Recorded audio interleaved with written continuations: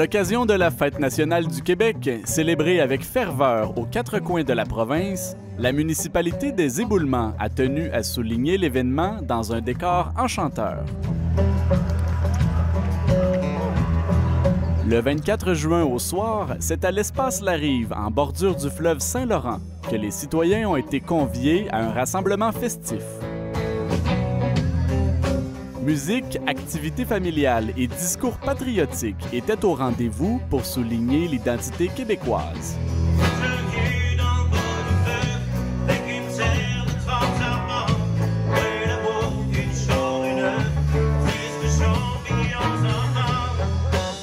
Ce soir, on assiste à une première.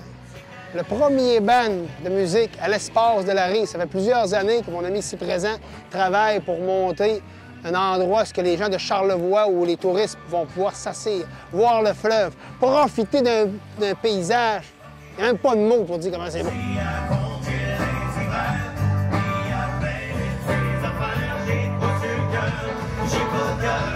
L'idée d'organiser des rassemblements publics sur le site de l'ancienne école primaire de Saint-Joseph-de-la-Rive circule depuis un certain temps déjà. Ça fait déjà plusieurs années que le comité touristique des Éboulements Saint-Joseph-de-la-Rive, aussi appelé Cratère et Marée, en fait, travaille sur essayer de trouver une façon de retrouver une nouvelle vocation à cette école-là, qui est un peu laissée à l'abandon, puis que, selon nous, est un des plus beaux lieux de Charlevoix, en fait, là.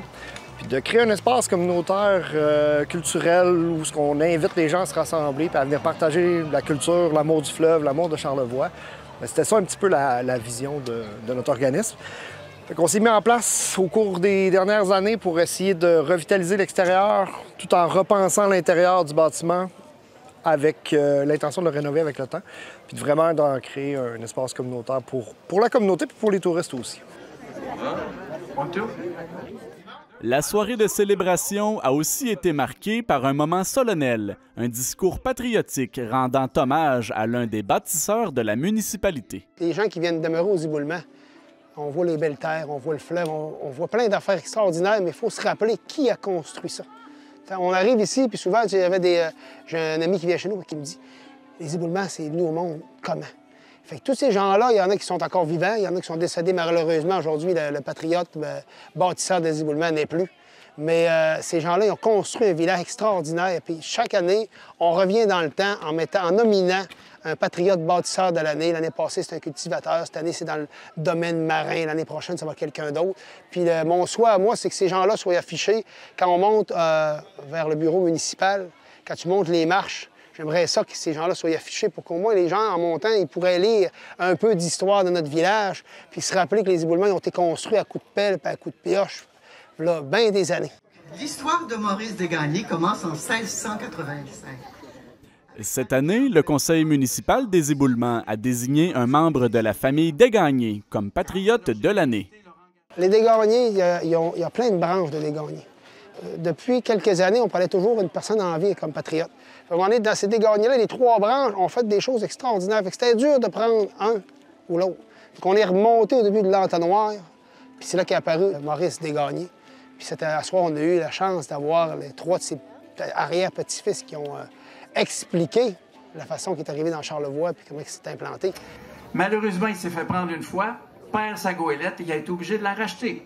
Oui, parce qu'au fond, c'était de la contrebande, hein, que les langues sales disaient. Non, c'était pas de la contrebande. Qui a vu de la contrebande? Le président du conseil d'administration de l'Espace Larive rappelle que le lieu est destiné à se développer davantage au courant des prochains mois. Tout ce qu'on fait, c'est pour le donner aux Charlevoisiens. C'est pour leur donner un endroit pour venir partager puis vivre la culture charlevoisienne et d'ailleurs. Fait que c'est autant au niveau musical, culinaire, on va avoir des offres de nourriture. Là, ce soir, on n'en a pas, mais on va avoir des offres de nourriture locale qui vont nous présenter des super produits.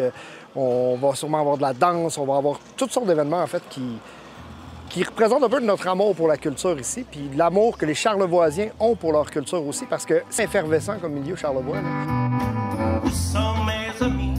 Ils sont presque tous partis. Continuer une solitude ou une nouvelle forme de vie.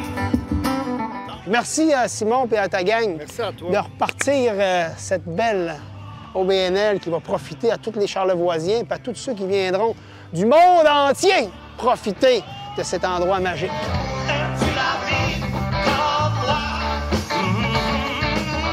Pour en apprendre davantage sur le projet de l'Espace La Rive, les personnes intéressées peuvent consulter les réseaux sociaux de l'organisme.